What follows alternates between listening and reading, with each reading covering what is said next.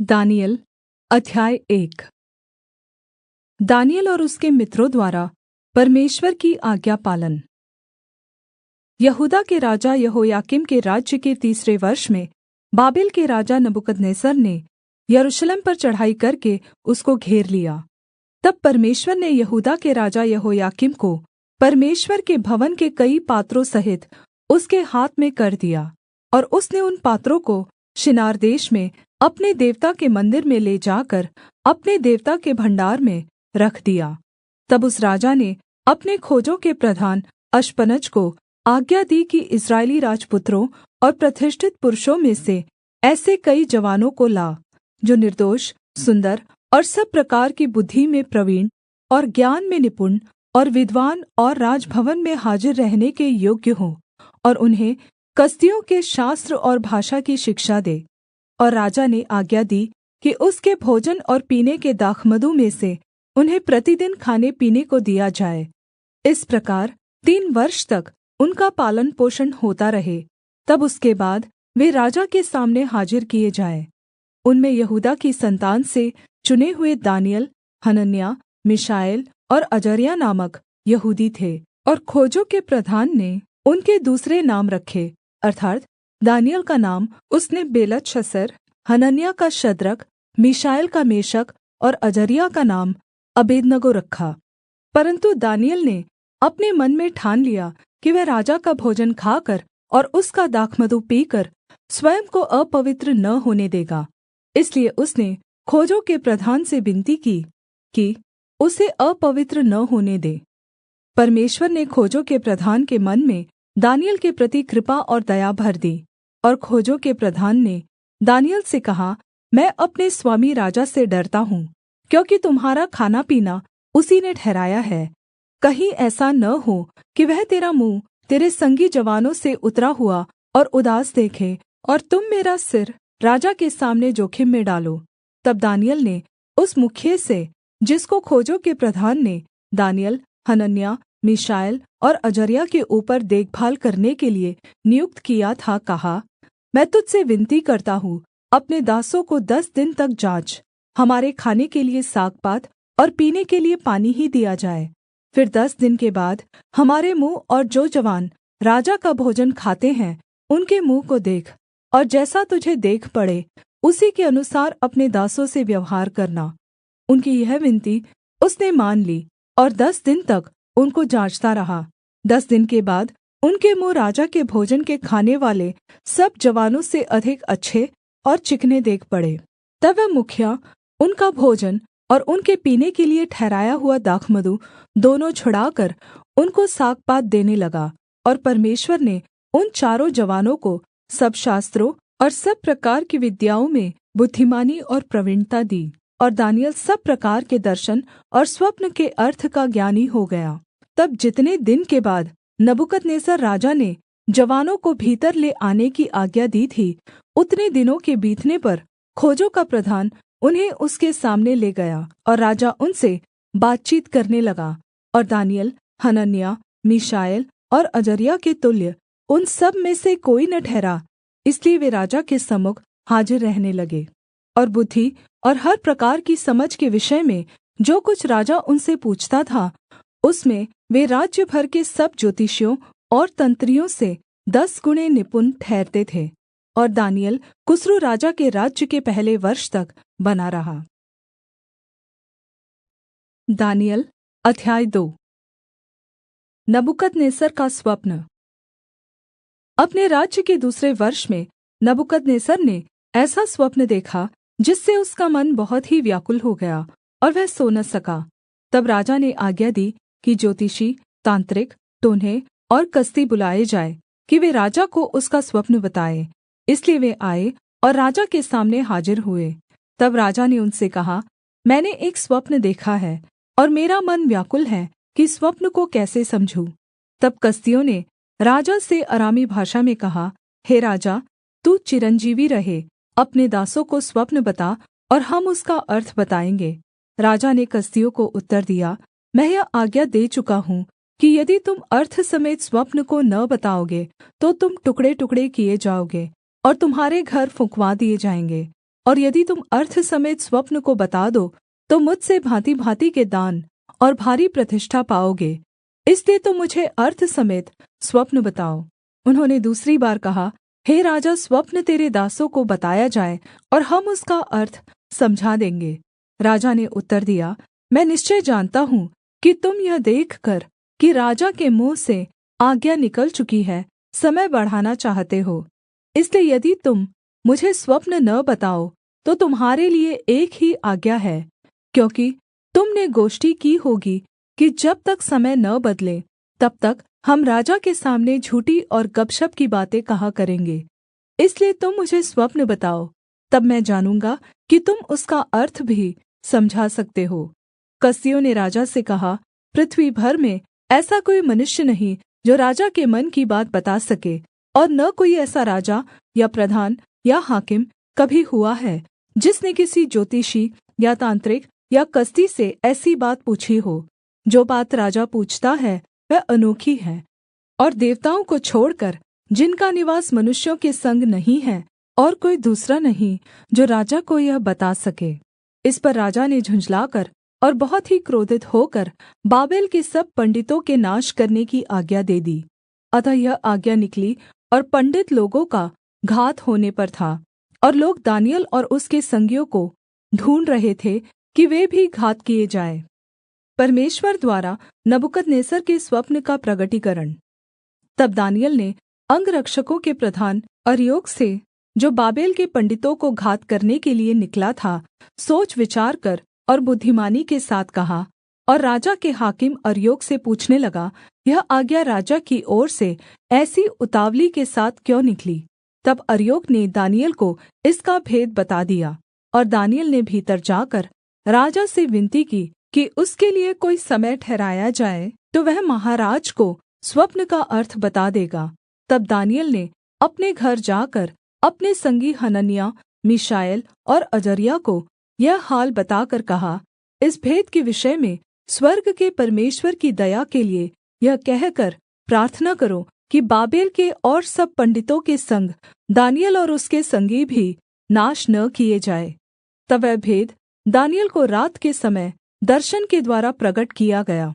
तब दानिय्येल ने स्वर्ग के परमेश्वर का यह कहकर धन्यवाद किया, परमेश्वर का नाम युगानुयुग धन्य है, क्योंकि बुद्धि और पराक्रम उसी के हैं। समयों और ऋतुओं को वही पलटता है, राजाओं का अस्त और उदय भी वही करता है। बुद्धिमानों को बुद्धि और समझ वालों को समझ भी वही देता है। वही गूढ़ और गुप्त बातों को प्रगट करता है। वह जानता है कि अंधियारे में क्या है, और उसके संग सदा प्रकाश बना रहता है। हे मेरे पूर्वजों के परमेश्वर, मैं तेरा धन्यवाद और स्तुति करता हूँ, क्योंकि तूने मुझे बुद्धि और शक्ति दी है, और जिस भेद का खुलना हम लोगों ने तुझसे माँगा था उसे तूने मुझ पर प्रगट किया है। तूने हमको राजा की बात बताई है। दानिय्येल द्वारा स्वप्न का अर्थ बताना। तब दानिय्येल ने अर्योक के पास, जिसे राजा ने बाबेल के पंडितों के नाश करने के लिए ठहराया था, भीतर जाकर कहा, बाबेल के पंडितों का नाश न कर, मुझे राजा के सम्मुख भीतर ले चल, मैं अर्थ बताऊँगा। तब अर्योक ने दानिय्येल को राजा के सम्मुख शीघ्र भीतर ले जाकर उससे कहा, यहूदी बंधुओं में से एक पुरुष मुझ को मिला है, जो राजा को स्वप्न का अर्थ बताएगा। राजा ने दानिय्येल से, जिसका नाम बेलतशस्सर भी था, पूछा, क्या तुझ में इतनी शक्ति है कि जो स्वप्न मैंने देखा है उसे अर्थ समेत मुझे बताए? दानिय्येल ने राजा को उत्तर दिया, जो भेद राजा पूछता है वह न तो पंडित, न तांत्रिक, न ज्योतिषी, न दूसरे भावी बताने वाले राजा को बता सकते हैं, परन्तु भेदों का प्रगट करने वाला परमेश्वर स्वर्ग में है, और उसी ने नबूकदनेस्सर राजा को जताया है कि अन्त के दिनों में क्या-क्या होने वाला है। तेरा स्वप्न और जो कुछ तूने पलंग पर पड़े हुए देखा वह यह है, हे राजा, जब तुझको पलंग पर यह विचार आया कि भविष्य में क्या-क्या होने वाला है, तब भेदों को खोलने वाले ने तुझको बताया कि क्या-क्या होने वाला है। मुझ पर यह भेद इस कारण नहीं खोला गया कि मैं और सब प्राणियों से अधिक बुद्धिमान हूँ, परन्तु केवल इसी कारण खोला गया है कि स्वप्न का अर्थ राजा को बताया जाए और तू अपने मन के विचार समझ सके। हे राजा, जब तू देख रहा था तब एक बड़ी मूर्ति देख पड़ी, और वह मूर्ति जो तेरे सामने खड़ी थी वह लम्बी चौड़ी थी, उसकी चमक अनुपम थी और उसका रूप भयंकर था। उस मूर्ति का सिर तो शुद्ध सोने का था, उसकी छाती और भुजाएँ चाँदी की, उसका पेट और जाँघें पीतल की, उसकी टाँगें लोहे की और उसके पाँव कुछ तो लोहे के और कुछ मिट्टी के थे। फिर देखते-देखते तूने क्या देखा कि एक पत्थर ने बिना किसी के खोदे आप ही आप उखड़कर उस मूर्ति के पाँवों पर लगकर जो लोहे और मिट्टी के थे उनको चूर-चूर कर डाला। तब लोहा, मिट्टी, पीतल, चाँदी और सोना भी सब चूर-चूर हो गए और धूपकाल में खलिहानों के भूसे के समान हवा से ऐसे उड़ गए कि उनका कहीं पता न रहा। और वह पत्थर जो मूर्ति पर लगा था वह बड़ा पहाड़ बनकर सारी पृथ्वी में फैल गया। यह स्वप्न है और अब हम उसका अर्थ राजा को समझा देते हैं। हे राजा, तू तो महाराजाधिराज है, क्योंकि स्वर्ग के परमेश्वर ने तुझको राज्य, सामर्थ्य, शक्ति और महिमा दी है। और जहाँ कहीं मनुष्य पाए जाते हैं वहाँ उसने उन सभी को और मैदान के जीवजन्तु और आकाश के पक्षी भी तेरे वश में कर दिए हैं और तुझको उन सब का अधिकारी ठहराया है। यह सोने का सिर तू ही है। तेरे बाद एक राज्य और उदय होगा जो तुझ से छोटा होगा। फिर एक और तीसरा पीतल का सा राज्य होगा जिसमें सारी पृथ्वी आ जाएगी। और चौथा राज्य लोहे के तुल्य मजबूत होगा। लोहे से तो सब वस्तुएँ चूर-चूर हो जाती और पिस जाती हैं, इसलिए जिस भाँति लोहे से वे सब कुचली जाती हैं, उसी भाँति उस चौथे राज्य से सब कुछ चूर-चूर होकर पिस जाएगा। और तूने जो मूर्ति के पाँवों और उनकी उँगलियों को देखा, जो कुछ कुम्हार की मिट्टी की और कुछ लोहे की थी, इससे वह चौथा राज्य बटा हुआ होगा। तो भी उसमें लोहे का सा कड़ापन रहेगा, जैसे कि तूने कुम्हार की मिट्टी के संग लोहा भी मिला हुआ देखा था। और जैसे पाँवों की उँगलियाँ कुछ तो लोहे की और कुछ मिट्टी की थी, इसका अर्थ यह है कि वह राज्य कुछ तो दृढ़ और कुछ निर्बल होगा। और तूने जो लोहे को कुम्हार की मिट्टी के संग मिला हुआ देखा, इसका अर्थ यह है कि उस राज्य के लोग एक दूसरे मनुष्यों से मिले जुले तो रहेंगे, परन्तु जैसे लोहा मिट्टी के साथ मेल नहीं खाता, वैसे ही वे भी एक न बने रहेंगे। और उन राजाओं के दिनों में स्वर्ग का परमेश्वर एक ऐसा राज्य उदय करेगा जो अनन्त काल तक न टूटेगा और न वह किसी दूसरी जाति के हाथ में किया जाएगा, वरन् वह उन सब राज्यों को चूर-चूर करेगा और उनका अंत कर डालेगा, और वह सदा स्थिर रहेगा। जैसा तूने देखा कि एक पत्थर किसी के हाथ के बिन खोदे पहाड़ में से उखड़ा और उसने लोहे, पीतल, मिट्टी, चाँदी और सोने को चूर-चूर किया, इसी रीति महान परमेश्वर ने राजा को जताया है कि इसके बाद क्या-क्या होने वाला है। न स्वप्न में और न उसके अर्थ में कुछ संदेह है। इतना सुनकर नबूकदनेस्सर राजा ने मुँह के बल गिरकर दानिय्येल को दण्डवत् किया और आज्ञा दी कि उसको भेंट चढ़ाओ और उसके सामने सुगन्ध वस्तु जलाओ। फिर राजा ने दानिय्येल से कहा, सच तो यह है कि तुम लोगों का परमेश्वर, सब ईश्वरों का परमेश्वर, राजाओं का राजा और भेदों का खोलनेवाला है, इसलिए तू यह भेद प्रगट कर पाया। दानिय्येल और उसके मित्रों की पदवृद्धि। तब राजा ने दानिय्येल का पद बड़ा किया और उसको बहुत से बड़े-बड़े दान दिए और यह आज्ञा दी कि वह बाबेल के सारे प्रान्त पर हाकिम और बाबेल के सब पंडितों पर मुख्य प्रधान बने। तब दानिय्येल के विनती करने से राजा ने शद्रक, मेशक और अबेदनगो को बाबेल के प्रान्त के कार्य के ऊपर नियुक्त कर दिया, परन्तु दानिय्येल आप ही राजा के दरबार में रहा करता था। दानिय्येल अध्याय 3। सोने की प्रतिमा। नबूकदनेस्सर राजा ने सोने की एक मूरत बनवाई, जिसकी ऊँचाई 60 हाथ और चौड़ाई 6 हाथ की थी, और उसने उसको बाबेल के प्रान्त के दूरा नामक मैदान में खड़ा कराया। तब नबूकदनेस्सर राजा ने अधिपतियों, हाकिमों, राज्यपालों, सलाहकारों, खजांचियों, न्यायियों, शास्त्रियों आदि प्रान्त-प्रान्त के सब अधिकारियों को बुलवा भेजा कि वे उस मूरत की प्रतिष्ठा में आएँ जो उसने खड़ी कराई थी। तब अधिपति, हाकिम, राज्यपाल, सलाहकार, खजांची, न्यायी, शास्त्री आदि प्रान्त प्रान्त के सब अधिकारी नबूकदनेस्सर राजा की खड़ी कराई हुई मूरत की प्रतिष्ठा के लिये इकट्ठे हुए और उस मूरत के सामने खड़े हुए। तब ढिंढोरिये ने ऊँचे शब्द से पुकारकर कहा, हे देशदेश और जातिजाति के लोगों और भिन्नभिन्न भाषा बोलने वालों, तुम को यह आज्ञा सुनाई जाती है कि जिस समय तुम नरसिंगे, बाँसुरी, वीणा, सारंगी, सितार, शहनाई आदि सब प्रकार के बाजों का शब्द सुनो, तुम उसी समय गिरकर नबूकदनेस्सर राजा की खड़ी कराई हुई सोने की मूरत को दण्डवत् करो। और जो कोई गिरकर दण्डवत् न करेगा, वह उसी घड़ी धधकते हुए भट्ठे के बीच में डाल दिया जाएगा। इस कारण उस समय ज्यों ही सब जाति के लोगों को नरसिंगे, बाँसुरी, वीणा, सारंगी, सितार, शहनाई आदि सब प्रकार के बाजों का शब्द सुन पड़ा, त्यों ही देशदेश और जातिजाति के लोगों और भिन्नभिन्न भाषा बोलने वालों ने गिरकर उस सोने की मूरत को जो नबूकदनेस्सर राजा ने खड़ी कराई थी, दण्डवत् की।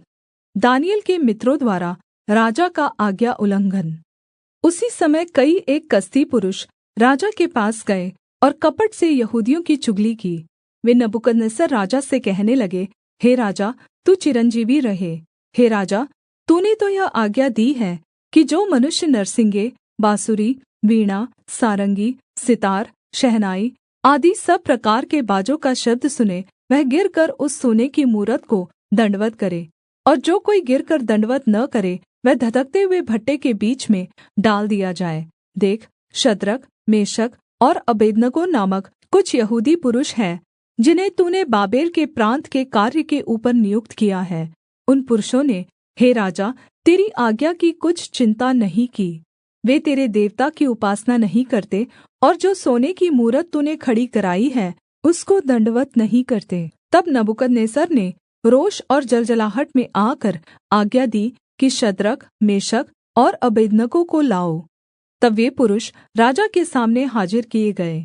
नबूकदनेस्सर ने उनसे पूछा, हे शद्रक, मेशक और अबेदनगो, तुम लोग जो मेरे देवता की उपासना नहीं करते और मेरी खड़ी कराई हुई सोने की मूरत को दण्डवत् नहीं करते, तो क्या तुम जानबूझकर ऐसा करते हो? यदि तुम अभी तैयार हो कि जब नरसिंगे, बाँसुरी, वीणा, सारंगी, सितार, शहनाई आदि सब प्रकार के बाजों का शब्द सुनो और उसी क्षण गिरकर मेरी बनवाई हुई मूरत को दण्डवत् करो, तो बचोगे। और यदि तुम दण्डवत् न करो, तो इसी घड़ी धधकते हुए भट्ठे के बीच में डाले जाओगे। फिर ऐसा कौन देवता है जो तुम को मेरे हाथ से छुड़ा सके? शद्रक, मेशक और अबेदनगो ने राजा से कहा, हे नबूकदनेस्सर, इस विषय में तुझे उत्तर देने का हमें कुछ प्रयोजन नहीं जान पड़ता। हमारा परमेश्वर, जिसकी हम उपासना करते हैं, वह हमको उस धधकते हुए भट्ठे की आग से बचाने की शक्ति रखता है। वरन् हे राजा, वह हमें तेरे हाथ से भी छुड़ा सकता है। परन्तु यदि नहीं, तो हे राजा, तुझे मालूम हो कि हम लोग तेरे देवता की उपासना नहीं करेंगे और न तेरी खड़ी कराई हुई सोने की मूरत को दण्डवत् करेंगे। उग्र परीक्षा से बचाव। तब नबूकदनेस्सर झुँझला उठा और उसके चेहरे का रंग शद्रक, मेशक और अबेदनगो की ओर बदल गया, और उसने आज्ञा दी कि भट्ठे को 7 गुणा अधिक धधका दो। फिर अपनी सेना में के कई एक बलवान पुरुषों को उसने आज्ञा दी कि शद्रक, मेशक और अबेदनगो को बाँधकर उन्हें धधकते हुए भट्ठे में डाल दो। तब वे पुरुष अपने मोजों, अंगरखों, बागों और वस्त्रों सहित बाँधकर उस धधकते हुए भट्ठे में डाल दिए गए। वह भट्ठा तो राजा की दृढ़ आज्ञा होने के कारण अत्यन्त धधकाया गया था। इस कारण जिन पुरुषों ने शद्रक, मेशक और अबेदनगो को उठाया, वे ही आग की आँच से जल मरे। और उसी धधकते हुए भट्ठे के बीच ये तीनों पुरुष शद्रक, मेशक और अबेदनगो बंधे हुए फेंक दिए गए। तब नबूकदनेस्सर राजा अचंभित हुआ और घबराकर उठ खड़ा हुआ और अपने मंत्रियों से पूछने लगा, क्या हमने उस आग के बीच 3 ही पुरुष बंधे हुए नहीं डलवाए? उन्होंने राजा को उत्तर दिया, हाँ राजा, सच बात तो है।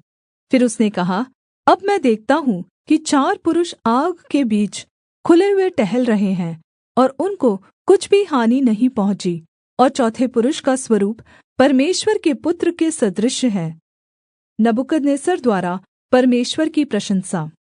फिर नबूकदनेस्सर उस धधकते हुए भट्ठे के द्वार के पास जाकर कहने लगा, हे शद्रक, मेशक और अबेदनगो, हे परमप्रधान परमेश्वर के दासों, निकलकर यहाँ आओ।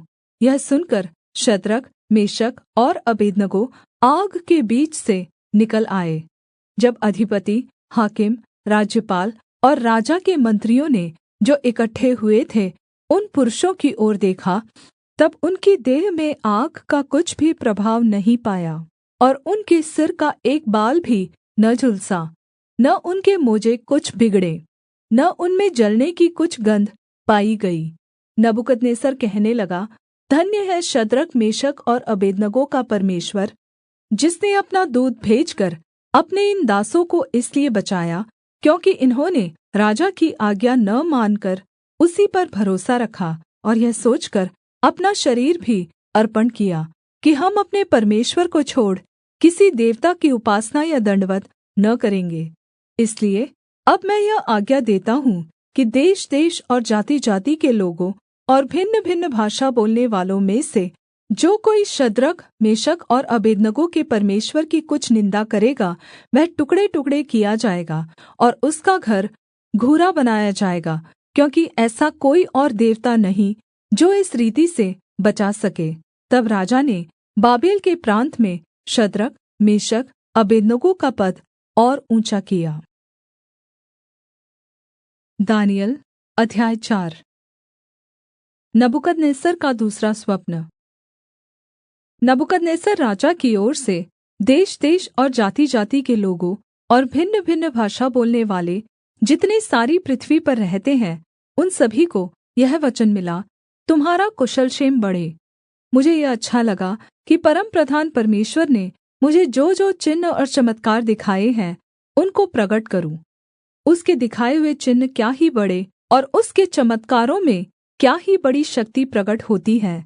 उसका राज्य तो सदा का और उसकी प्रभुता पीढ़ी से पीढ़ी तक बनी रहती है। मैं नबूकदनेस्सर अपने भवन में चैन से और अपने महल में प्रफुल्लित रहता था। मैंने ऐसा स्वप्न देखा जिसके कारण मैं डर गया, और पलंग पर पड़े-पड़े जो विचार मेरे मन में आए और जो बातें मैंने देखी, उनके कारण मैं घबरा गया था। तब मैंने आज्ञा दी कि बाबेल के सब पंडित मेरे स्वप्न का अर्थ मुझे बताने के लिए मेरे सामने हाजिर किए जाएँ। तब ज्योतिषी, तांत्रिक, कसदी और भावी बताने वाले भीतर आए, और मैंने उनको अपना स्वप्न बताया, परन्तु वे उसका अर्थ न बता सके। अन्त में दानिय्येल मेरे सम्मुख आया, जिसका नाम मेरे देवता के नाम के कारण बेलतशस्सर रखा गया था, और जिसमें पवित्र ईश्वरों की आत्मा रहती है। और मैंने उसको अपना स्वप्न यह कहकर बता दिया, हे बेलतशस्सर, तू तो सब ज्योतिषियों का प्रधान है। मैं जानता हूँ कि तुझ में पवित्र ईश्वरों की आत्मा रहती है, और तू किसी भेद के कारण नहीं घबराता। इसलिए जो स्वप्न मैंने देखा है उसे अर्थ समेत मुझे बताकर समझा दे। जो दर्शन मैंने पलंग पर पाया वह यह है, मैंने देखा कि पृथ्वी के बीचों बीच एक वृक्ष लगा है। उसकी ऊँचाई बहुत बड़ी है, वह वृक्ष बड़ा होकर दृढ़ हो गया, और उसकी ऊँचाई स्वर्ग तक पहुँची, और वह सारी पृथ्वी की छोर तक दिखाई पड़ता था। उसके पत्ते सुन्दर और उसमें बहुत फल थे, यहाँ तक कि उसमें सभी के लिए भोजन था।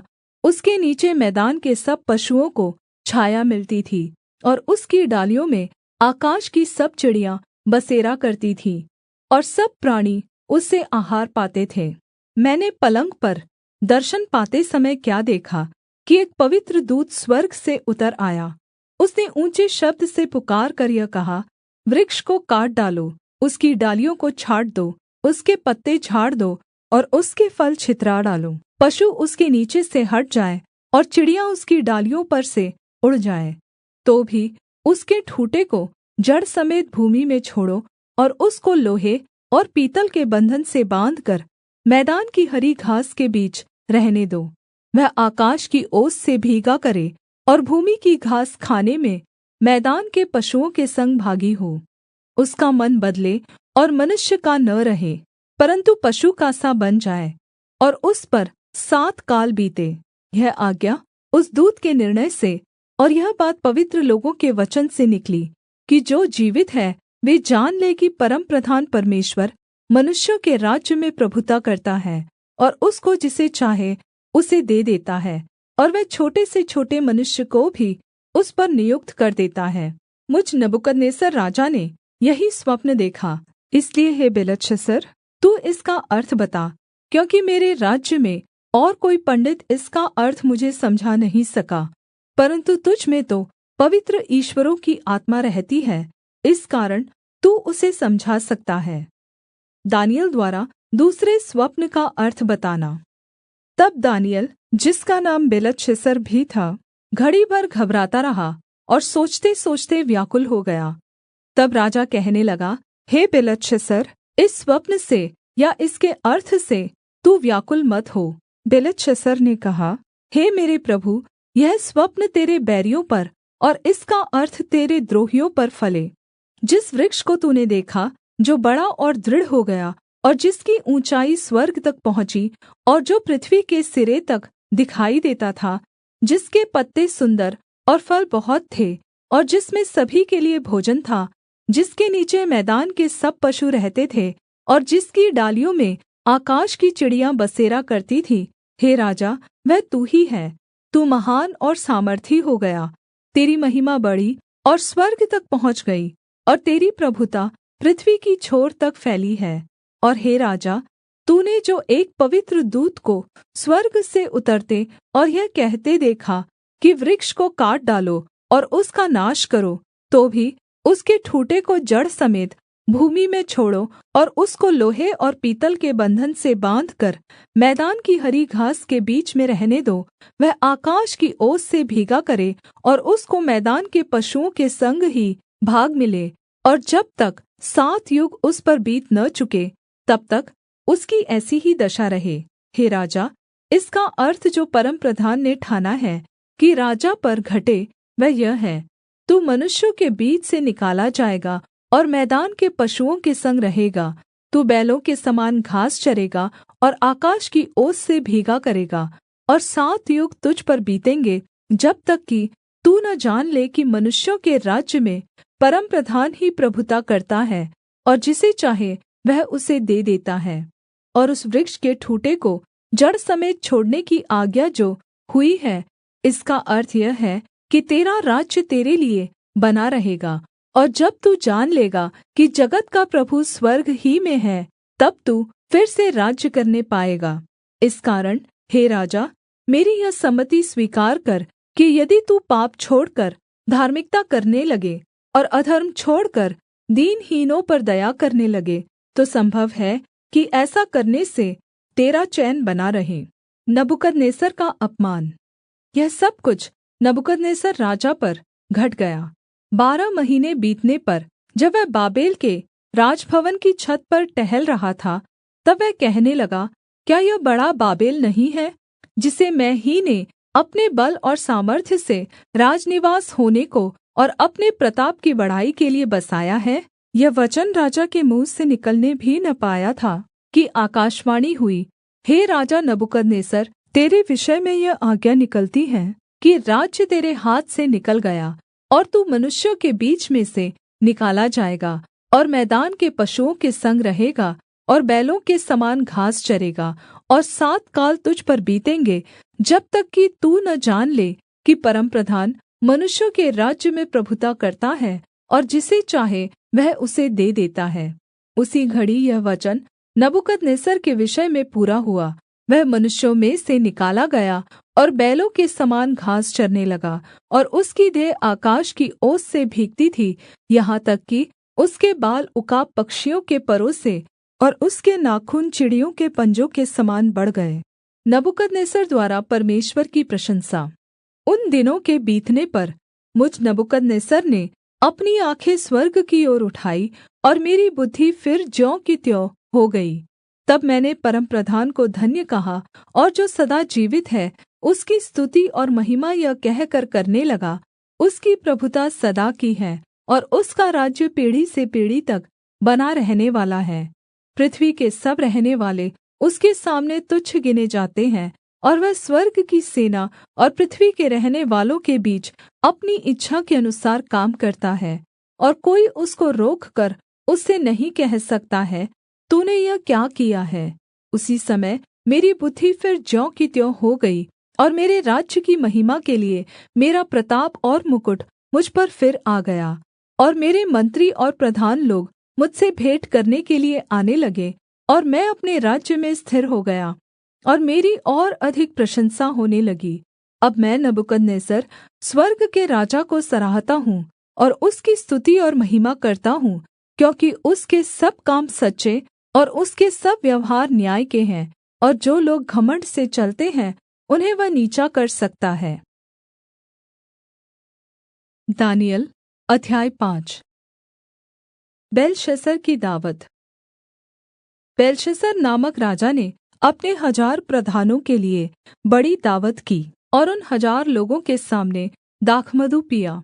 दाखमधु पीते पीते बेलशस्सर ने आज्ञा दी कि सोने चाँदी के जो पात्र मेरे पिता नबूकदनेस्सर ने यरूशलेम के मन्दिर में से निकाले थे, उन्हें ले आओ, कि राजा अपने प्रधानों और रानियों और रखैलों समेत उनमें से पीए। तब जो सोने के पात्र यरूशलेम में परमेश्वर के भवन के मन्दिर में से निकाले गए थे, वे लाए गए, और राजा अपने प्रधानों और रानियों और रखैलों समेत उनमें से पीने लगा।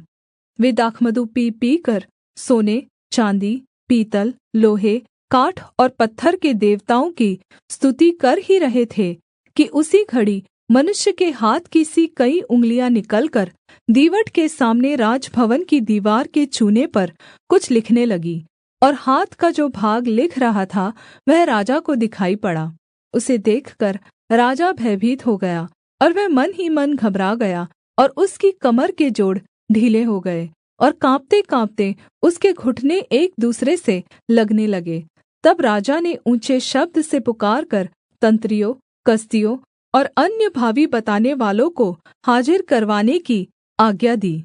जब बाबेल के पंडित पास आए, तब उनसे कहने लगा, जो कोई वह लिखा हुआ पढ़कर उसका अर्थ मुझे समझाए, उसे बैंगनी रंग का वस्त्र और उसके गले में सोने की कंठमाला पहनाई जाएगी, और मेरे राज्य में तीसरा वही प्रभुता करेगा। तब राजा के सब पंडित लोग भीतर आए, परन्तु उस लिखे हुए को न पढ़ सके, और न राजा को उसका अर्थ समझा सके। इस पर बेलशस्सर राजा बहुत घबरा गया और भयातुर हो गया, और उसके प्रधान भी बहुत व्याकुल हुए। राजा और प्रधानों के वचनों को सुनकर रानी दावत के घर में आई और कहने लगी, हे राजा, तू युग-युग जीवित रहे, अपने मन में न घबरा और न उदास हो। तेरे राज्य में दानिय्येल नामक एक पुरुष है, जिसका नाम तेरे पिता ने बेलतशस्सर रखा था। उसमें पवित्र ईश्वरों की आत्मा रहती है, और उस राजा के दिनों में उसमें प्रकाश, प्रवीणता और ईश्वरों के तुल्य बुद्धि पाई गई। और हे राजा, तेरा पिता जो राजा था, उसने उसको सब ज्योतिषियों, तंत्रियों, कसदियों और अन्य भावी बताने वालों का प्रधान ठहराया था, क्योंकि उसमें उत्तम आत्मा, ज्ञान और प्रवीणता और स्वप्नों का अर्थ बताने और पहेलियाँ खोलने और संदेह दूर करने की शक्ति पाई गई। इसलिए अब दानिय्येल बुलाया जाए, और वह इसका अर्थ बताएगा। दीवार पर के लिखावट का अर्थ बताना। तब दानिय्येल राजा के सामने भीतर बुलाया गया। राजा दानिय्येल से पूछने लगा, क्या तू वही दानिय्येल है जो मेरे पिता नबूकदनेस्सर राजा के यहूदा देश से लाए हुए यहूदी बंधुओं में से है? मैंने तेरे विषय में सुना है कि देवताओं की आत्मा तुझ में रहती है, और प्रकाश, प्रवीणता और उत्तम बुद्धि तुझ में पाई जाती है।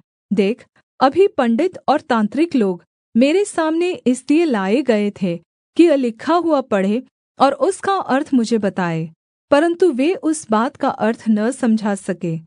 परन्तु मैंने तेरे विषय में सुना है कि दानिय्येल भेद खोल सकता और संदेह दूर कर सकता है। इसलिए अब यदि तू उस लिखे हुए को पढ़ सके और उसका अर्थ भी मुझे समझा सके, तो तुझे बैंगनी रंग का वस्त्र और तेरे गले में सोने की कंठमाला पहनाई जाएगी, और राज्य में तीसरा तू ही प्रभुता करेगा। दानिय्येल ने राजा से कहा, अपने दान अपने ही पास रख, और जो बदला तू देना चाहता है वह दूसरे को दे। वह लिखी हुई बात मैं राजा को पढ़ सुनाऊँगा और उसका अर्थ भी तुझे समझाऊँगा। हे राजा, परमप्रधान परमेश्वर ने तेरे पिता नबूकदनेस्सर को राज्य, बड़ाई, प्रतिष्ठा और प्रताप दिया था, और उस बड़ाई के कारण जो उसने उसको दी थी, देश-देश और जाति-जाति के सब लोग और भिन्न-भिन्न भाषा बोलने वाले उसके सामने काँपते और थरथराते थे। जिसे वह चाहता उसे वह घात करता था, और जिसको वह चाहता उसे वह जीवित रखता था। जिसे वह चाहता उसे वह ऊँचा पद देता था, और जिसको वह चाहता उसे वह गिरा देता था।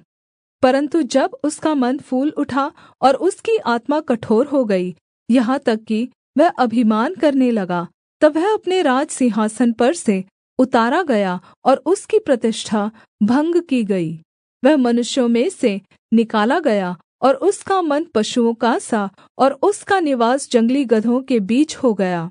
वह बैलों के समान घास चरता और उसका शरीर आकाश की ओस से भीगा करता था, जब तक कि उसने जान न लिया कि परमप्रधान परमेश्वर मनुष्यों के राज्य में प्रभुता करता है और जिसे चाहता उसी को उस पर अधिकारी ठहराता है। तो भी हे बेलशस्सर, तू जो उसका पुत्र है और यह सब कुछ जानता था, तो भी तेरा मन नम्र न हुआ, वरन् तूने स्वर्ग के प्रभु के विरुद्ध सिर उठाकर उसके भवन के पात्र मँगवाकर अपने सामने रखवा लिए, और अपने प्रधानों और रानियों और रखैलों समेत तूने उनमें दाखमधु पिया, और चाँदी, सोने, पीतल, लोहे, काठ और पत्थर के देवता, जो न देखते, न सुनते, न कुछ जानते हैं, उनकी तो स्तुति की, परन्तु परमेश्वर, जिसके हाथ में तेरा प्राण है और जिसके वश में तेरा सब चलना फिरना है, उसका सम्मान तूने नहीं किया। तभी यह हाथ का एक भाग उसी की ओर से प्रगट किया गया है, और वे शब्द लिखे गए हैं। और जो शब्द लिखे गए वे ये हैं, मने मने तकेल ऊपर सीन। इस वाक्य का अर्थ यह है, मने अर्थात् परमेश्वर ने तेरे राज्य के दिन गिनकर उसका अंत कर दिया है। तकेल, तू मानो तराजू में तौला गया और हल्का पाया गया है। परेस अर्थात् तेरा राज्य बाँटकर मादियों और फारसियों को दिया गया है। तब बेलशस्सर ने आज्ञा दी, और दानिय्येल को बैंगनी रंग का वस्त्र और उसके गले में सोने की कंठमाला पहनाई गई, और ढिंढोरिये ने उसके विषय में पुकारा कि राज्य में तीसरा दानिय्येल ही प्रभुता करेगा। बेलशस्सर का पतन। उसी रात कसदियों का राजा बेलशस्सर मार डाला गया, और दारा मादी जो कोई 62 वर्ष का था, राजगद्दी पर विराजमान हुआ। दानिय्येल अध्याय 6। दानिय्येल के खिलाफ षड्यंत्र।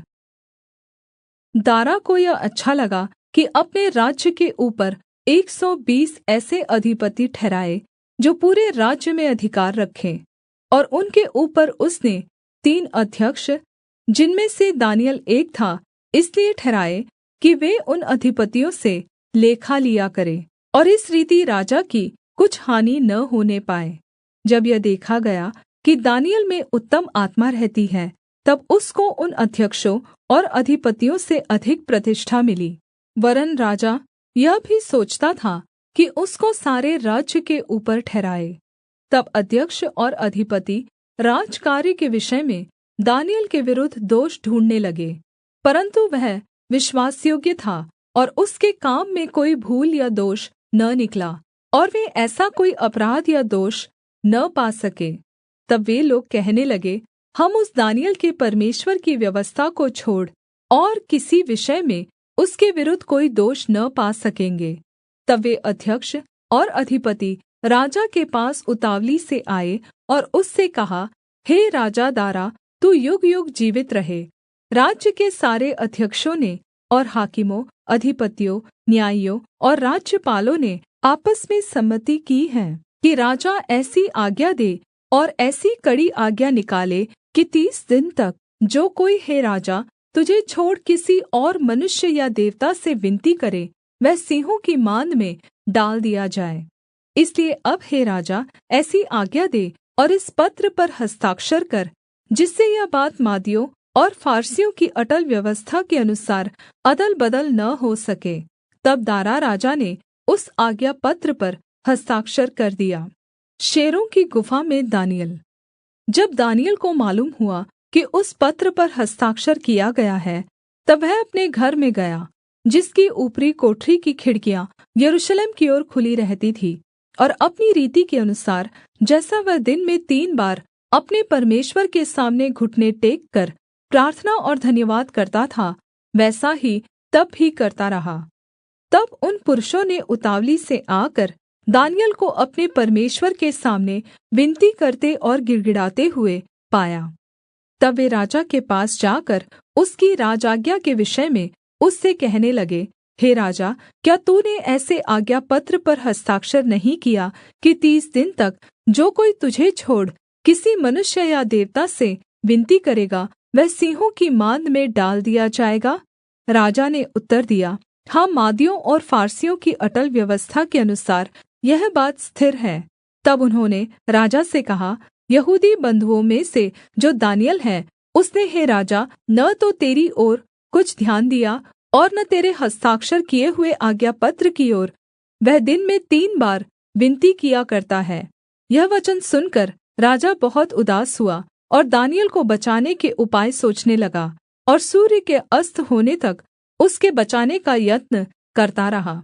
तब वे पुरुष राजा के पास उतावली से आकर कहने लगे, हे राजा, यह जान रख कि मादियों और फारसियों में यह व्यवस्था है कि जो मनाही या आज्ञा राजा ठहराए, वह नहीं बदल सकती। तब राजा ने आज्ञा दी और दानिय्येल लाकर सिंहों की माँद में डाल दिया गया। उस समय राजा ने दानिय्येल से कहा, तेरा परमेश्वर जिसकी तू नित्य उपासना करता है, वही तुझे बचाए। तब एक पत्थर लाकर उस माँद के मुँह पर रखा गया, और राजा ने उस पर अपनी अंगूठी से और अपने प्रधानों की अंगूठियों से मुहर लगा दी कि दानिय्येल के विषय में कुछ बदलने न पाए। दानिय्येल का शेरों से बचाया जाना। तब राजा अपने महल में चला गया और उस रात को बिना भोजन पड़ा रहा, और उसके पास सुख विलास की कोई वस्तु नहीं पहुँचाई गई, और उसे नींद भी नहीं आई। भोर को पौ फटते ही राजा उठा और सिंहों के माँद की ओर फुर्ती से चला गया। जब राजा माँद के निकट आया, तब शोक भरी वाणी से चिल्लाने लगा और दानिय्येल से कहा, हे दानिय्येल, हे जीविते परमेश्वर के दास, क्या तेरा परमेश्वर जिसकी तू नित्य उपासना करता है, तुझे सिंहों से बचा सका है? तब दानिय्येल ने राजा से कहा, हे राजा, तू युग-युग जीवित रहे। मेरे परमेश्वर ने अपना दूत भेजकर सिंहों के मुँह को ऐसा बन्द कर रखा कि उन्होंने मेरी कुछ भी हानि नहीं की। इसका कारण यह है कि मैं उसके सामने निर्दोष पाया गया, और हे राजा, तेरे सम्मुख भी मैंने कोई भूल नहीं की। तब राजा ने बहुत आनन्दित होकर दानिय्येल को माँद में से निकालने की आज्ञा दी। अतः दानिय्येल माँद में से निकाला गया, और उस पर हानि का कोई चिन्ह न पाया गया, क्योंकि वह अपने परमेश्वर पर विश्वास रखता था। दारा द्वारा परमेश्वर का सम्मान। तब राजा ने आज्ञा दी कि जिन पुरुषों ने दानिय्येल की चुगली की थी, वे अपने-अपने बाल बच्चों और स्त्रियों समेत लाकर सिंहों के माँद में डाल दिए जाएँ, और वे माँद की पेंदी तक भी न पहुँचे कि सिंहों ने उन पर झपटकर सब हड्डियों समेत उनको चबा डाला। तब दारा राजा ने सारी पृथ्वी के रहनेवाले देश-देश और जाति-जाति के सब लोगों और भिन्न-भिन्न भाषा बोलने वालों के पास यह लिखा, तुम्हारा बहुत कुशल हो। मैं यह आज्ञा देता हूँ कि जहाँ-जहाँ मेरे राज्य का अधिकार है, वहाँ के लोग दानिय्येल के परमेश्वर के सम्मुख काँपते और थरथराते रहें, क्योंकि जीविता और युगानुयुग तक रहनेवाला परमेश्वर वही है। उसका राज्य अविनाशी और उसकी प्रभुता सदा स्थिर रहेगी। जिसने दानिय्येल को सिंहों से बचाया है, वही बचाने और छुड़ाने वाला है, और स्वर्ग में और पृथ्वी पर चिन्हों और चमत्कारों का प्रगट करने वाला है। और दानिय्येल, दारा और कुस्रू फारसी दोनों के राज्य के दिनों में सुख चैन से रहा। दानिय्येल अध्याय 7। 4 जन्तुओं का दर्शन। बाबेल के राजा बेलशस्सर के राज्य के पहले वर्ष में दानिय्येल ने पलंग पर स्वप्न देखा। तब उसने वह स्वप्न लिखा और बातों का सारांश भी वर्णन किया। दानिय्येल ने यह कहा, मैंने रात को यह स्वप्न देखा कि महासागर पर चौमुखी आँधी चलने लगी। तब समुद्र में से 4 बड़ेबड़े जन्तु जो एक दूसरे से भिन्न थे निकल आए। पहला जन्तु सिंह के समान था और उसके पंख उकाब के से थे, और मेरे देखते-देखते उसके पंखों के पर नोचे गए और वह भूमि पर से उठाकर मनुष्य के समान पाँवों के बल खड़ा किया गया और उसको मनुष्य का हृदय दिया गया। फिर मैंने एक और जन्तु देखा जो रीछ के समान था और एक पाँजर के बल उठा हुआ था, और उसके मुँह में दाँतों के बीच 3 पसलियाँ थीं, और लोग उससे कह रहे थे, उठकर बहुत माँस खा। इसके बाद मैंने दृष्टि की और देखा कि चीते के समान एक और जन्तु है, जिसकी पीठ पर पक्षी के से 4 पंख हैं, और उस जन्तु के 4 सिर थे, और उसको अधिकार दिया गया। फिर इसके बाद मैंने स्वप्न में दृष्टि की और देखा कि एक चौथा जन्तु है, जो भयंकर और डरावना और बहुत सामर्थी है, और उसके बड़े-बड़े लोहे के दाँत हैं। वह सब कुछ खा डालता है और चूर-चूर करता है, और जो बच जाता है उसे पैरों से रौंदता है। और वह सब पहले जन्तुओं से भिन्न है, और उसके 10 सींग हैं। मैं उन सींगों को ध्यान से देख रहा था, तो क्या देखा कि उनके बीच एक और छोटा सा सींग निकला, और उसके बल से उन पहले सींगों में से 3 उखाड़े गए। फिर मैंने देखा कि इस सींग में मनुष्य की सी आँखें और बड़ा बोल बोलने वाला मुँह भी है। प्राचीन के दिनों का दर्शन। मैंने देखते-देखते अंत में क्या देखा कि सिंहासन रखे गए, और कोई अति प्राचीन विराजमान हुआ। उसका वस्त्र हिम सा उजला और सिर के बाल निर्मल ऊन के समान थे। उसका सिंहासन अग्निमय और उसके पहिये धधकती हुई आग के से देख पड़ते थे। उस प्राचीन के सम्मुख से आग की धारा निकलकर बह रही थी। फिर हजारों हजार लोग उसकी सेवा टहल कर रहे थे, और लाखों लाख लोग उसके सामने हाजिर थे। फिर न्यायी बैठ गए और पुस्तकें खोली गई। उस समय उस सींग का बड़ा बोल सुनकर मैं देखता रहा, और देखते-देखते अन्त में देखा कि वह जन्तु घात किया गया, और उसका शरीर धधकती हुई आग में भस्म किया गया, और रहे हुए जन्तुओं का अधिकार ले लिया गया, परन्तु उनका प्राण कुछ समय के लिये बचाया गया। मैंने रात में स्वप्न में देखा, और देखो, मनुष्य के सन्तान सा कोई आकाश के बादलों समेत आ रहा था, और वह उस अति प्राचीन के पास पहुँचा, और उसको वे उसके समीप लाए। तब उसको ऐसी प्रभुता, महिमा और राज्य दिया गया कि देश-देश और जाति-जाति के लोग और भिन्न-भिन्न भाषा बोलने वाले सब उसके अधीन हों। उसकी प्रभुता सदा तक अटल, और उसका राज्य अविनाशी ठहरा। दानिय्येल के द्वारा दर्शनों का अर्थ बताना।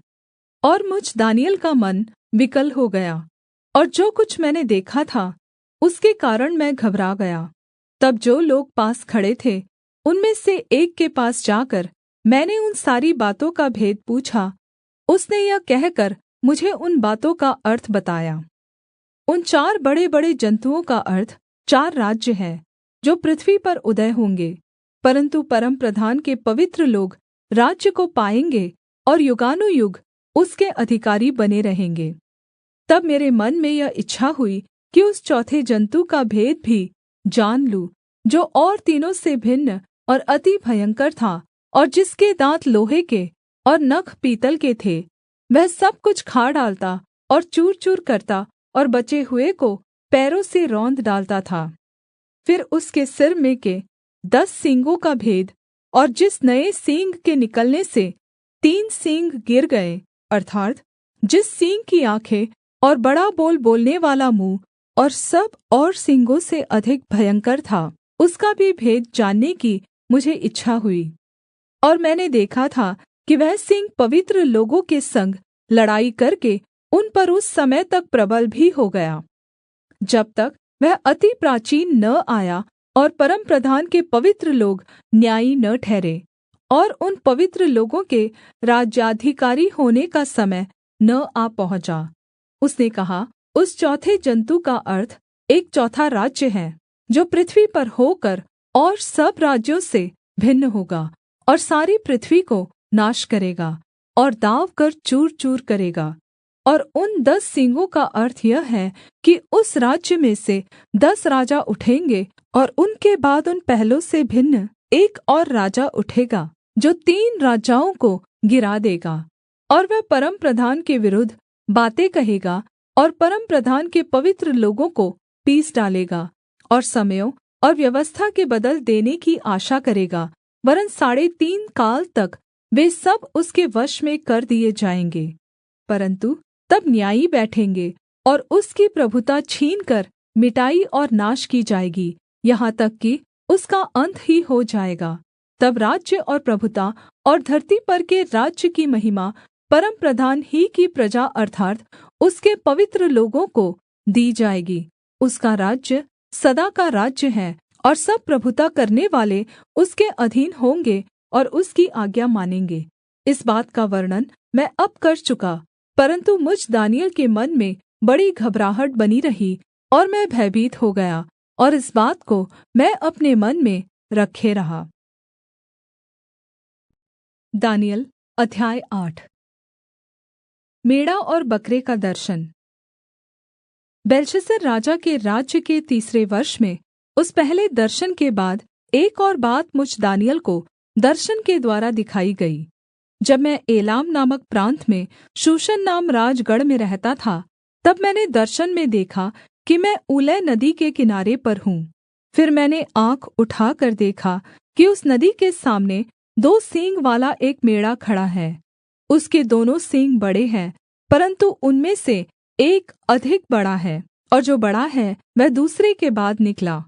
मैंने उस मेढ़े को देखा कि वह पश्चिम, उत्तर और दक्षिण की ओर सींग मारता है, और कोई जन्तु उसके सामने खड़ा नहीं रह सकता, और न उसके हाथ से कोई किसी को बचा सकता है, और वह अपनी ही इच्छा के अनुसार काम करके बढ़ता जाता था। मैं सोच ही रहा था, तो फिर क्या देखा कि एक बकरा पश्चिम दिशा से निकलकर सारी पृथ्वी के ऊपर ऐसा फिरा कि चलते समय भूमि पर पाँव न छुआया, और उस बकरे की आँखों के बीच एक देखने योग्य सींग था। वह उस 2 सींग वाले मेढ़े के पास जाकर, जिसको मैंने नदी के सामने खड़ा देखा था, उस पर जलकर अपने पूरे बल से लपका। मैंने देखा कि वह मेढ़े के निकट आकर उस पर झुँझलाया और मेढ़े को मारकर उसके दोनों सींगों को तोड़ दिया, और उसका सामना करने को मेढ़े का कुछ भी वश न चला। तब बकरे ने उसको भूमि पर गिराकर रौंद डाला, और मेढ़े को उसके हाथ से छुड़ाने वाला कोई न मिला। तब बकरा अत्यन्त बड़ाई मारने लगा, और जब बलवन्त हुआ, तब उसका बड़ा सींग टूट गया, और उसकी जगह देखने योग्य 4 सींग निकलकर चारों दिशाओं की ओर बढ़ने लगे। फिर इनमें से एक छोटा सा सींग और निकला, जो दक्षिण, पूरब और शिरोमणि देश की ओर बहुत ही बढ़ गया। वह स्वर्ग की सेना तक बढ़ गया, और उसमें से और तारों में से भी कितनों को भूमि पर गिराकर रौंद डाला। वरन् वह उस सेना के प्रधान तक भी बढ़ गया, और उसका नित्य होमबलि बन्द कर दिया गया, और उसका पवित्र वासस्थान गिरा दिया गया, और लोगों के अपराध के कारण नित्य होमबलि के साथ सेना भी उसके हाथ में कर दी गई। और उस सींग ने सच्चाई को मिट्टी में मिला दिया, और वह काम करते-करते सफल हो गया। तब मैंने एक पवित्र जन को बोलते सुना। फिर एक और पवित्र जन ने उस पहले बोलने वाले से पूछा, नित्य होमबलि और उजड़वाने वाले अपराध के विषय में जो कुछ दर्शन देखा गया, वह कब तक फलता रहेगा, अर्थात् पवित्र स्थान और सेना दोनों का रौंदा जाना कब तक होता रहेगा? और उसने मुझसे कहा, जब तक साँझ और सवेरा 2300 बार न हो, तब तक वह होता रहेगा। तब पवित्र स्थान शुद्ध किया जाएगा। गब्रिएल द्वारा दर्शन का अर्थ बताना। यह बात दर्शन में देखकर मैं दानिय्येल इसके समझने का यत्न करने लगा। इतने में पुरुष के रूप धरे हुए कोई मेरे सम्मुख खड़ा हुआ दिखाई पड़ा। तब मुझे ऊलै नदी के बीच से एक मनुष्य का शब्द सुन पड़ा, जो पुकारकर कहता था, हे गब्रिएल, उस जन को उसकी देखी हुई बातें समझा दे। तब जहाँ मैं खड़ा था वहाँ वह मेरे निकट आया, और उसके आते ही मैं घबरा गया और मुँह के बल गिर पड़ा। तब उसने मुझसे कहा, हे मनुष्य के सन्तान, उन देखी हुई बातों को समझ ले, क्योंकि यह दर्शन अन्त समय के विषय में है। जब वह मुझसे बातें कर रहा था, तब मैं अपना मुँह भूमि की ओर किए हुए भारी नींद में पड़ा था, परन्तु उसने मुझे छूकर सीधा खड़ा कर दिया।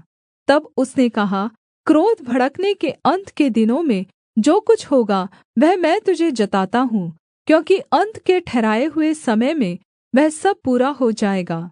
जो 2 सींग वाला मेढ़ा तूने देखा है, उसका अर्थ मादियों और फारसियों के राज्य से है, और वह रोंआर बकरा यूनान का राज्य है। और उसकी आँखों के बीच जो बड़ा सींग निकला वह पहला राजा ठहरा। और वह सींग जो टूट गया और उसकी जगह जो 4 सींग निकले, इसका अर्थ यह है कि उस जाति से 4 राज्य उदय होंगे, परन्तु उनका बल उस पहले का सा न होगा।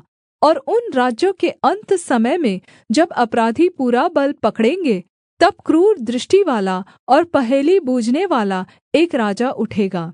उसका सामर्थ्य बड़ा होगा, परन्तु उस पहले राजा का सा नहीं। और वह अद्भुत रीति से लोगों को नाश करेगा और सफल होकर काम करता जाएगा, और सामर्थियों और पवित्र लोगों के समुदाय को नाश करेगा। उसकी चतुराई के कारण उसका छल सफल होगा, और वह मन में फूलकर निडर रहते हुए बहुत लोगों को नाश करेगा। वह सब राजाओं के राजा के विरुद्ध भी खड़ा होगा, परन्तु अन्त को वह किसी के हाथ से बिना मार खाए टूट जाएगा। साँझ और सवेरे के विषय में जो कुछ तूने देखा और सुना है वह सच है, परन्तु जो कुछ तूने दर्शन में देखा है उसे बन्द रख, क्योंकि वह बहुत दिनों के बाद पूरा होगा।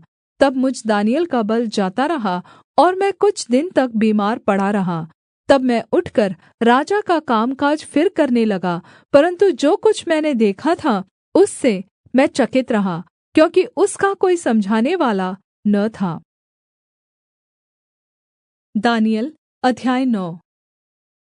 लोगों के लिये दानिय्येल की प्रार्थना।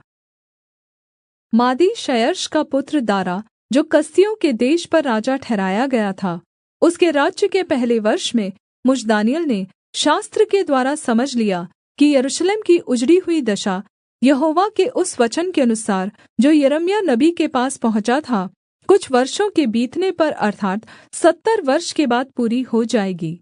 तब मैं अपना मुख प्रभु परमेश्वर की ओर करके गिड़गिड़ाहट के साथ प्रार्थना करने लगा, और उपवास कर टाट पहन राख में बैठकर विनती करने लगा। मैंने अपने परमेश्वर यहोवा से इस प्रकार प्रार्थना की और पाप का अंगीकार किया, हे प्रभु, तू महान और भययोग्य परमेश्वर है, जो अपने प्रेम रखने और आज्ञा मानने वालों के साथ अपनी वाचा को पूरा करता और करुणा करता रहता है।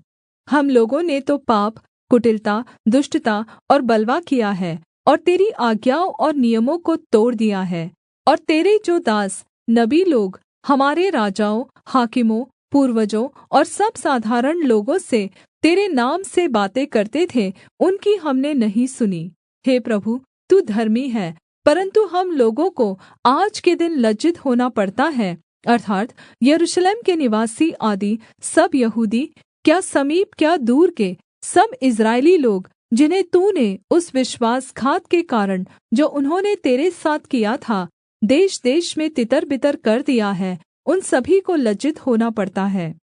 हे यहोवा, हम लोगों ने अपने राजाओं, हाकिमों और पूर्वजों समेत तेरे विरुद्ध पाप किया है, इस कारण हमको लज्जित होना पड़ता है। परन्तु यद्यपि हम अपने परमेश्वर प्रभु से फिर गए, तो भी तू दया का सागर और क्षमा की खान है। हम तो अपने परमेश्वर यहोवा की शिक्षा सुनने पर भी उस पर नहीं चले, जो उसने अपने दास नबियों से हमको सुनाई। वरन् सब इस्राएलियों ने तेरी व्यवस्था का उल्लंघन किया और ऐसे हट गए कि तेरी नहीं सुनी। इस कारण जिस श्राप की चर्चा परमेश्वर के दास मूसा की व्यवस्था में लिखी हुई है, वह श्राप हम पर घट गया, क्योंकि हमने उसके विरुद्ध पाप किया है। इसलिए उसने हमारे और हमारे न्यायियों के विषय जो वचन कहे थे, उन्हें हम पर यह बड़ी विपत्ति डालकर पूरा किया है, यहाँ तक कि जैसी विपत्ति यरूशलेम पर पड़ी है, वैसी सारी धरती पर और कहीं नहीं पड़ी। जैसे मूसा की व्यवस्था में लिखा है, वैसे ही यह सारी विपत्ति हम पर आ पड़ी है। तो भी हम अपने परमेश्वर यहोवा को मनाने के लिए न तो अपने अधर्म के कामों से फिरे और न तेरी सत्य बातों पर ध्यान दिया। इस कारण यहोवा ने सोच विचार कर हम पर विपत्ति डाली है, क्योंकि हमारा परमेश्वर यहोवा जितने काम करता है उन सभी में धर्मी ठहरता है, परन्तु हमने उसकी नहीं सुनी। और अब हे हमारे परमेश्वर, हे प्रभु, तूने अपनी प्रजा को मिस्र देश से बलवन्त हाथ के द्वारा निकाल लाकर अपना ऐसा बड़ा नाम किया जो आज तक प्रसिद्ध है, परन्तु हमने पाप किया है और दुष्टता ही की है। हे प्रभु, हमारे पापों और हमारे पूर्वजों के अधर्म के कामों के कारण यरूशलेम की और तेरी प्रजा की और हमारे आसपास के सब लोगों की ओर से नामधराई हो रही है। तो भी तू अपने सब धार्मिकता के कामों के कारण अपना क्रोध और जलजलाहट अपने नगर यरूशलेम पर से उतार दे, जो तेरे पवित्र पर्वत पर बसा है।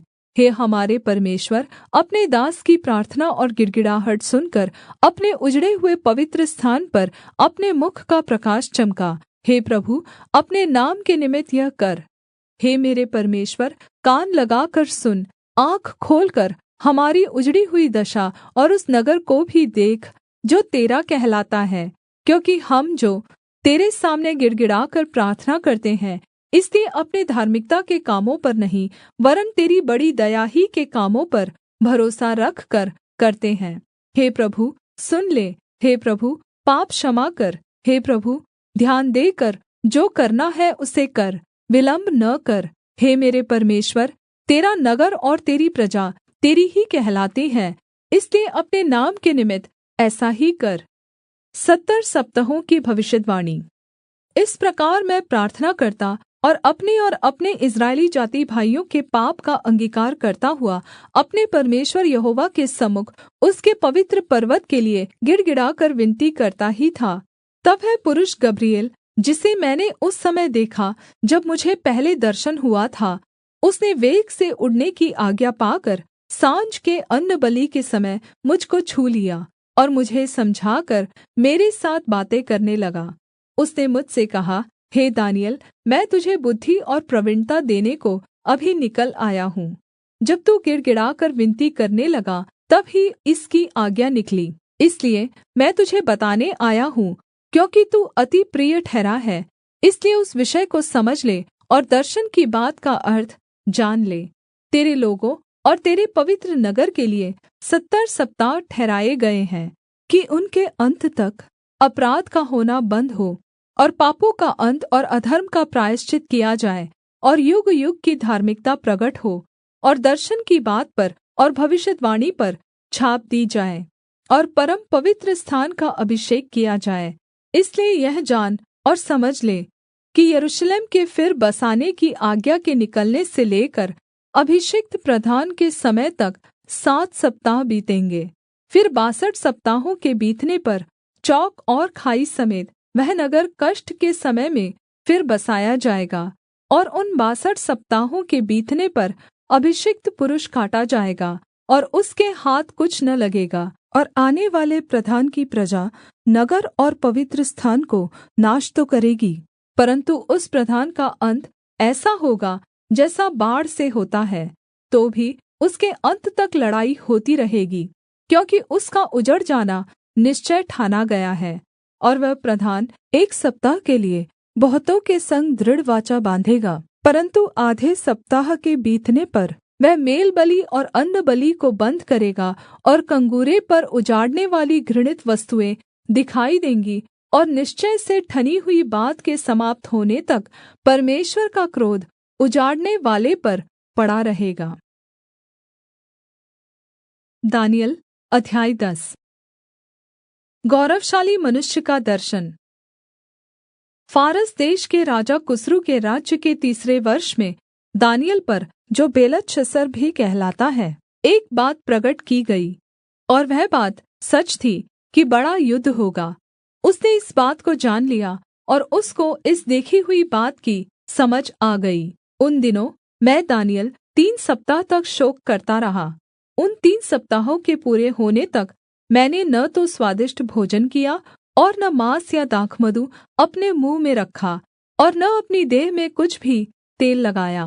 फिर पहले महीने के 24वें दिन को, जब मैं हिद्देकेल नाम नदी के तट पर था, तब मैंने आँखें उठाकर देखा कि सन का वस्त्र पहने हुए और ऊफाज देश के कुन्दन से कमर बाँधे हुए एक पुरुष खड़ा है। उसका शरीर फीरोजा के समान, उसका मुख बिजली के समान, उसकी आँखें जलती हुई दीपक की सी, उसकी बाहें और पाँव चमकाए हुए पीतल के से, और उसके वचनों के शब्द भीड़ों के शब्द का सा था। उसको केवल मुझ दानिय्येल ही ने देखा, और मेरे संगी मनुष्यों को उसका कुछ भी दर्शन न हुआ, परन्तु वे बहुत ही थरथराने लगे और छिपने के लिये भाग गए। तब मैं अकेला रहकर यह अद्भुत दर्शन देखता रहा। इससे मेरा बल जाता रहा, मैं भयातुर हो गया और मुझ में कुछ भी बल न रहा। तो भी मैंने उस पुरुष के वचनों का शब्द सुना, और जब वह मुझे सुन पड़ा, तब मैं मुँह के बल गिर गया और गहरी नींद में भूमि पर औंधे मुँह पड़ा रहा। फारस और यूनान के विषय में भविष्यद्वाणियाँ। फिर किसी ने अपने हाथ से मेरी देह को छुआ और मुझे उठाकर घुटनों और हथेलियों के बल थरथराते हुए बैठा दिया। तब उसने मुझसे कहा, हे दानिय्येल, हे अति प्रिय पुरुष, जो वचन मैं तुझ से कहता हूँ उसे समझ ले और सीधा खड़ा हो, क्योंकि मैं अभी तेरे पास भेजा गया हूँ। जब उसने मुझसे यह वचन कहा, तब मैं खड़ा तो हो गया, परन्तु थरथराता रहा। फिर उसने मुझसे कहा, हे दानिय्येल, मत डर, क्योंकि पहले ही दिन को, जब तूने समझने बूझने के लिये मन लगाया और अपने परमेश्वर के सामने अपने को दीन किया, उसी दिन तेरे वचन सुने गए और मैं तेरे वचनों के कारण आ गया हूँ। फारस के राज्य का प्रधान 21 दिन तक मेरा सामना किए रहा, परन्तु मीकाएल, जो मुख्य प्रधानों में से है, वह मेरी सहायता के लिये आया। इसलिए मैं फारस के राजाओं के पास रहा। और अब मैं तुझे समझाने आया हूँ कि अन्त के दिनों में तेरे लोगों की क्या दशा होगी, क्योंकि जो दर्शन तूने देखा है वह कुछ दिनों के बाद पूरा होगा। जब वह पुरुष मुझसे ऐसी बातें कह चुका, तब मैंने भूमि की ओर मुँह किया और चुप रह गया। तब मनुष्य के सन्तान के समान किसी ने मेरे होंठ छुए और मैं मुँह खोलकर बोलने लगा। और जो मेरे सामने खड़ा था, उससे मैंने कहा, हे मेरे प्रभु, दर्शन की बातों के कारण मुझ को पीड़ा सी उठी और मुझ में कुछ भी बल नहीं रहा। इसलिए प्रभु का दास अपने प्रभु के साथ कैसे बातें कर सकता है, क्योंकि मेरी देह में न तो कुछ बल रहा और न कुछ साँस ही रह गई। तब मनुष्य के समान किसी ने मुझे छूकर फिर मेरा हियाव बन्धाया, और उसने कहा, हे अति प्रिय पुरुष, मत डर, तुझे शान्ति मिले, तू दृढ़ हो और तेरा हियाव बन्धा रहे। जब उसने यह कहा, तब मैंने हियाव बाँधकर कहा, हे मेरे प्रभु, अब कह, क्योंकि तूने मेरा हियाव बन्धाया है। तब उसने कहा, क्या तू जानता है कि मैं किस कारण तेरे पास आया हूँ? अब मैं फारस के प्रधान से लड़ने को लौटूँगा, और जब मैं निकलूँगा, तब यूनान का प्रधान आएगा, और जो कुछ सच्ची बातों से भरी हुई पुस्तक में लिखा हुआ है, वह मैं तुझे बताता हूँ। उन प्रधानों के विरुद्ध तुम्हारे प्रधान मीकाएल को छोड़ मेरे संग स्थिर रहने वाला और कोई भी नहीं है।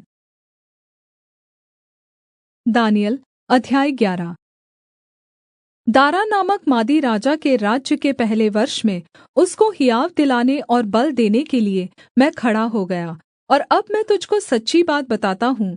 देख, फारस के राज्य में अब 3 और राजा उठेंगे, और चौथा राजा उन सभी से अधिक धनी होगा। और जब वह धन के कारण सामर्थी होगा, तब सब लोगों को यूनान के राज्य के विरुद्ध उभारेगा। उसके बाद एक पराक्रमी राजा उठकर अपना राज्य बहुत बढ़ाएगा और अपनी इच्छा के अनुसार ही काम किया करेगा। और जब वह बड़ा होगा तब उसका राज्य टूटेगा और चारों दिशाओं में बँटकर अलगअलग हो जाएगा, और न तो उसके राज्य की शक्ति ज्यों की त्यों रहेगी और न उसके वंश को कुछ मिलेगा, क्योंकि उसका राज्य उखड़कर उनकी अपेक्षा और लोगों को प्राप्त होगा। उत्तर और दक्षिण के राजाओं को चेतावनी। तब दक्षिण देश का राजा बल पकड़ेगा, परन्तु उसका एक हाकिम उससे अधिक बल पकड़कर प्रभुता करेगा, यहाँ तक कि उसकी प्रभुता बड़ी हो जाएगी। कई वर्षों के बीतने पर वे दोनों आपस में मिलेंगे, और दक्षिण देश के राजा की बेटी उत्तर देश के राजा के पास शान्ति की वाचा बाँधने को आएगी, परन्तु उसका बाहुबल बना न रहेगा, और न वह राजा और न उसका नाम रहेगा, परन्तु वह स्त्री अपने पहुँचाने वालों और अपने पिता और अपने सम्भालने वालों समेत अलग कर दी जाएगी। फिर उसकी जड़ों में से एक डाल उत्पन्न होकर उसके स्थान में बढ़ेगी। वह सेना समेत उत्तर के राजा के गढ़ में प्रवेश करेगा और उनसे युद्ध करके प्रबल होगा। तब वह उसके देवताओं की ढली हुई मूरतों और सोने चाँदी के मनभाऊ पात्रों को छीनकर मिस्र में ले जाएगा। इसके बाद वह कुछ वर्ष तक उत्तर देश के राजा के विरुद्ध हाथ रोके रहेगा।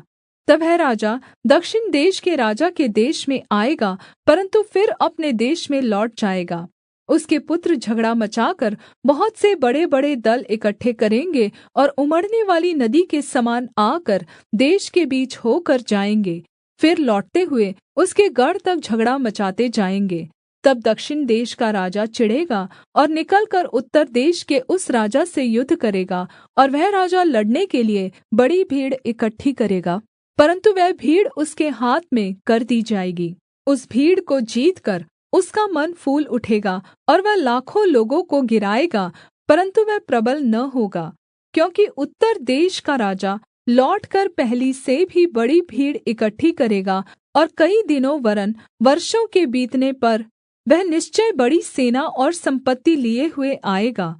उन दिनों में बहुत से लोग दक्षिण देश के राजा के विरुद्ध उठेंगे, वरन् तेरे लोगों में से भी उपद्रवी लोग उठ खड़े होंगे, जिससे इस दर्शन की बात पूरी हो जाएगी, परन्तु वे ठोकर खाकर गिरेंगे। तब उत्तर देश का राजा आकर किला बाँधेगा और दृढ़ नगर ले लेगा, और दक्षिण देश के न तो प्रधान खड़े रहेंगे और न बड़े वीर, क्योंकि किसी के खड़े रहने का बल न रहेगा। तब जो भी उनके विरुद्ध आएगा वह अपनी इच्छा पूरी करेगा, और वह हाथ में सत्यानाश लिए हुए शिरोमणि देश में भी खड़ा होगा, और उसका सामना करने वाला कोई न रहेगा। तब उत्तर देश का राजा अपने राज्य के पूर्ण बल समेत कई सीधे लोगों को संग लिए हुए आने लगेगा, और अपनी इच्छा के अनुसार काम किया करेगा। और वह दक्षिण देश के राजा को एक स्त्री इसलिए देगा कि उसका राज्य बिगाड़ा जाए, परन्तु वह स्थिर न रहेगी, न उस राजा की होगी। तब वह द्वीपों की ओर मुँह करके बहुतों को ले लेगा, परन्तु एक सेनापति उसके अहंकार को मिटाएगा, वरन् उसके अहंकार के अनुकूल उसे बदला देगा। तब वह अपने देश के गढ़ों की ओर मुँह फेरेगा, और वह ठोकर खाकर गिरेगा, और कहीं उसका पता न रहेगा। तब उसके स्थान में कोई ऐसा उठेगा जो शिरोमणि राज्य में अंधेर करने वाले को घुमाएगा, परन्तु थोड़े दिन बीतने पर वह क्रोध या युद्ध किए बिना ही नाश हो जाएगा। उसके स्थान में एक तुच्छ मनुष्य उठेगा, जिसकी राज प्रतिष्ठा पहले तो न होगी, तो भी वह चैन के समय आकर चिकनी चुपड़ी बातों के द्वारा राज्य को प्राप्त करेगा।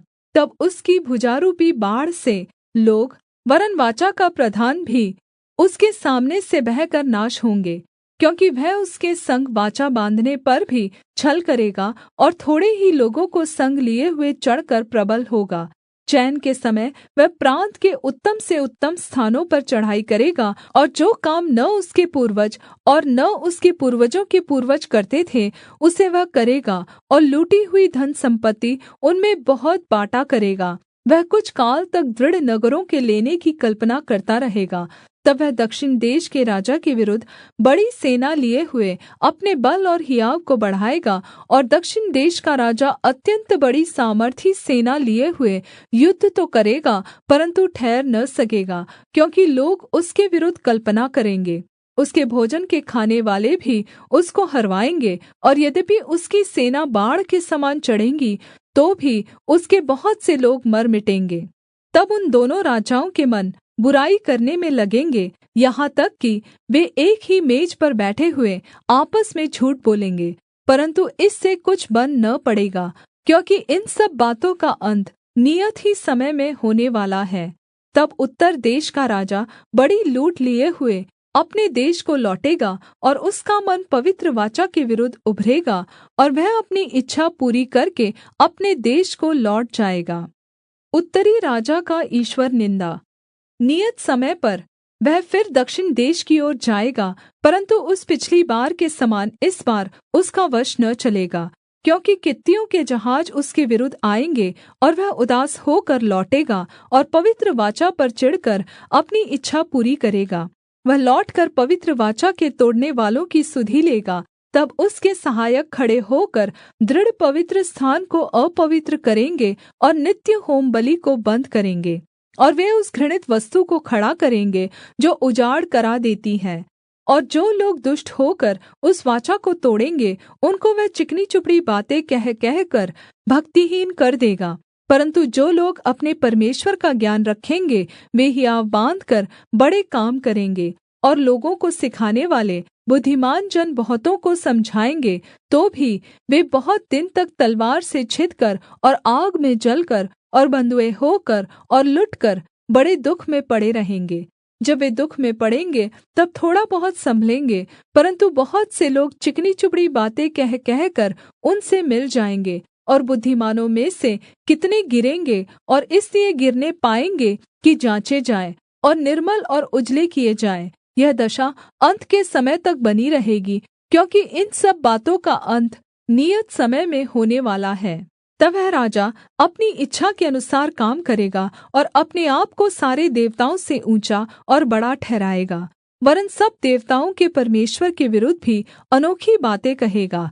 और जब तक परमेश्वर का क्रोध न हो जाए, तब तक उस राजा का कार्य सफल होता रहेगा, क्योंकि जो कुछ निश्चय करके ठना हुआ है वह अवश्य ही पूरा होने वाला है। वह अपने पूर्वजों के देवताओं की चिन्ता न करेगा, न स्त्रियों की प्रीति की कुछ चिन्ता करेगा, और न किसी देवता की, क्योंकि वह अपने आप ही को सभी के ऊपर बड़ा ठहराएगा। वह अपने राजपद पर स्थिर रहकर दृढ़ गढ़ों ही के देवता का सम्मान करेगा, एक ऐसे देवता का जिसे उसके पूर्वज भी न जानते थे।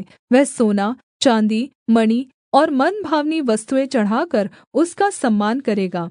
उस पराए देवता के सहारे से वह अति दृढ़ गढ़ों से लड़ेगा, और जो कोई उसको माने उसे वह बड़ी प्रतिष्ठा देगा। ऐसे लोगों को वह बहुतों के ऊपर प्रभुता देगा, और अपने लाभ के लिए अपने देश की भूमि को बाँट देगा। उत्तरी राजा की विजय।